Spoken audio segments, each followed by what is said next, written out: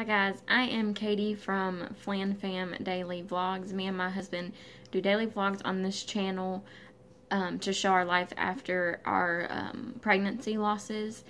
We've had 4 miscarriages and earlier miscarriages, and we lost our son at 20 weeks 2 years ago due to fifth disease. And I just wanted to do, I'm going to do 3 different videos. One will be posted today, one next Monday, and the next one the next Monday. This one is going to focus on your feelings after having a miscarriage or a stillbirth. And video 2 will be more for the people supporting you, the do's and the don'ts of how to act around someone and what to say. And video 3 will be the mental and physical process of especially what I went through, the early miscarriages and being induced with my son. So this video is going to talk about your feelings. I just have some bullet points I wanted to speak about. I'm going to try to keep it short and sweet. The first thing is, if you have experienced a miscarriage or stillbirth or late term loss or anything like that, even infant loss, your feelings are normal and they're completely valid. However you feel, whether it's anger, if you feel okay, if it's not hurting you like you thought it would, if it just however you feel, there are many emotions even that you can feel at one time, and every single emotion is valid and it's completely normal. Don't beat yourself up about it. Don't think that you're acting the wrong way. You just need to do what you need to do and feel the way that you need to feel. No one is ready to miscarry. No one is ready to bury their child. You can't set yourself up for that. There's no preparation you can do beforehand to be able to make it through it okay in the end. I mean, that's just reality. There's not. No matter how much advice you get, or how much people tell you do this or don't do this, there's nothing you can do to prepare yourself. Obviously, the biggest thing after a loss is grieving. Everyone grieves differently. Just because your friend might have had a miscarriage and grieved one way, she could have grieved openly about it. And then you want to keep it inside and grieve within yourself. Just neither one of you are wrong or right. You have to do it the way that you need to do it. And grief also comes and goes. Some days I get up and I'm perfectly fine. I can be happy. Life is great. The next day I wake up and I'm sluggish. I do what I have to do to take care of my child that I have now. We have a rainbow daughter, and I do what I have to do to take care of her. And just go through the motions of the day, and it's really, really hard. And it gets easier to fake it. At least for me it has. It gets easier. It gets more routine to fake it, I guess I would say, on the hard days. So it does come and go. So one day when you finally wake up and you feel like you're okay, it's okay to feel that way. Don't feel guilty about that. And also, there's no time limit on grieving.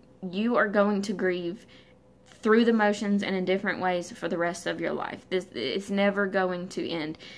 Your grieving is just going to evolve over the next year, 2 years, 10 years. It's been 2 years since we lost our son, and I have grieved in so many different ways and had to learn so many different ways to cope.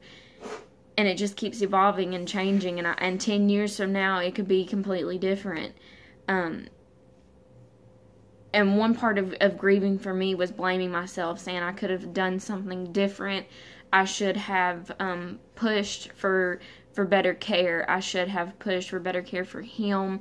And I didn't. And I always have blamed myself for that. I've gotten to the point where I know I don't need to blame myself.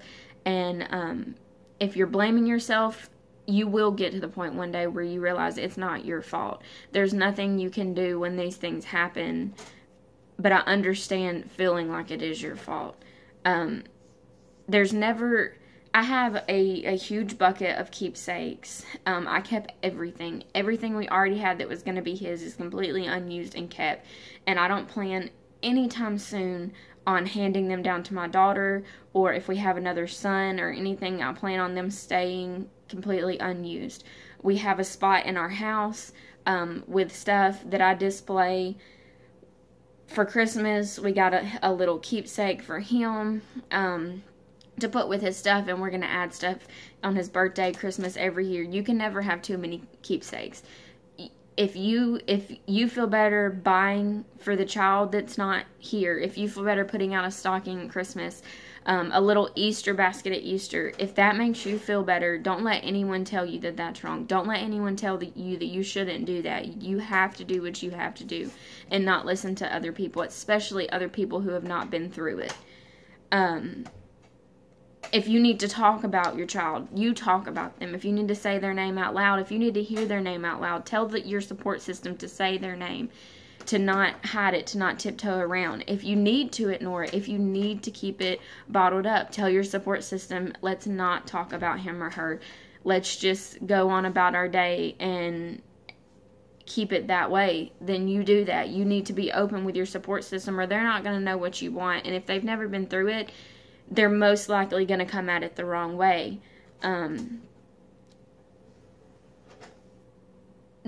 Miscarrying, like an early miscarriage versus even a late-term stillbirth, you can't compare the two. Because for one woman, an early miscarriage can be just as devastating as a 40-week loss for another woman. You can't continuously compare yourself or lose a baby at 20 weeks and someone lose a baby at 4 weeks and you be like, well, they shouldn't hurt that bad, because that's not right.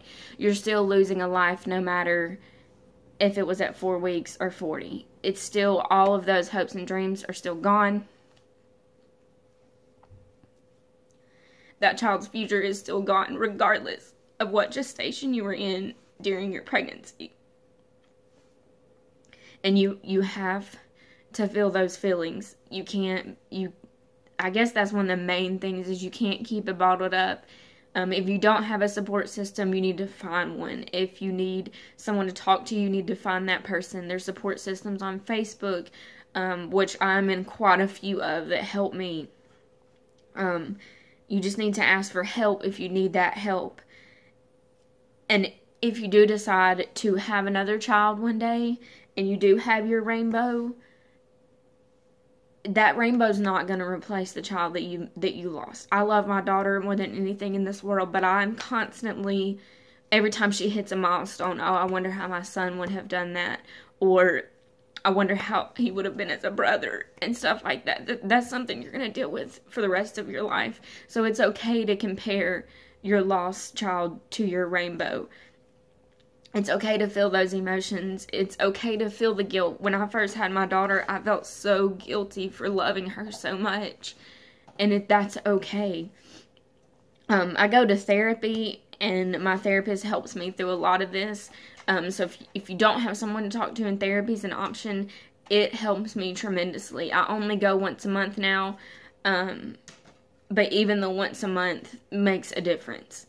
And, so just don't be afraid to ask for help, and know that you're a stronger person than you were before. You'll never be the same person that you were ever. I'm forever changed, and you are too. You're most likely a better person, stronger person, more grateful, more thankful, more humble than you were before. And those are things to grab onto and embrace instead of push away.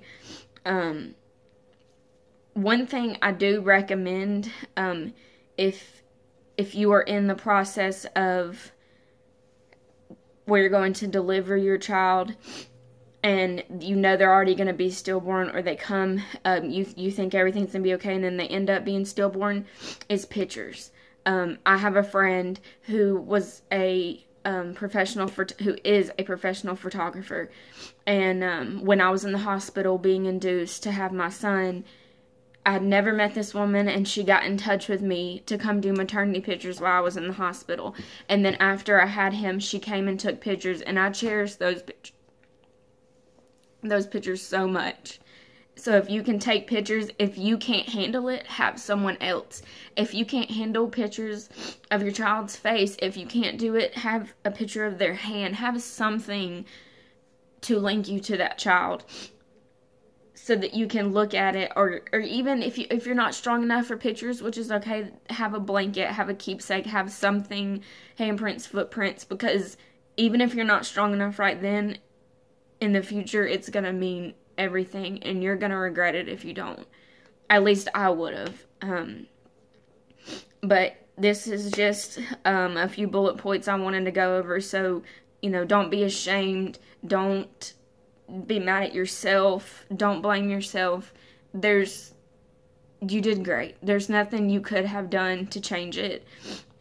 So now you just have to figure out how to cope day to day. And everyone has to learn their own ways to do that. But like I said, me and my husband do daily vlogs to show our life now with our rainbow, and our day-to-day struggles that we do have, and the good times and everything. So if you would like to follow us on this journey, if you would like to see the videos I'm going to post after this one, then hit that subscribe button and follow along. If you have any comments, if you think something I said doesn't apply to you, or you just have something that you want to say, then put it in the comment section. Either give the video a thumbs up or thumbs down if you didn't like it. But support would be great. I'm trying to reach as many women and men. Men hurt from this too. So I'm just trying to reach as many people as I can and help. So if you want to share this video, that would be great too. But I'm praying for every one of you. I may not know you by name or know your situation, but I'm praying for you. And thanks for taking the time to watch this video.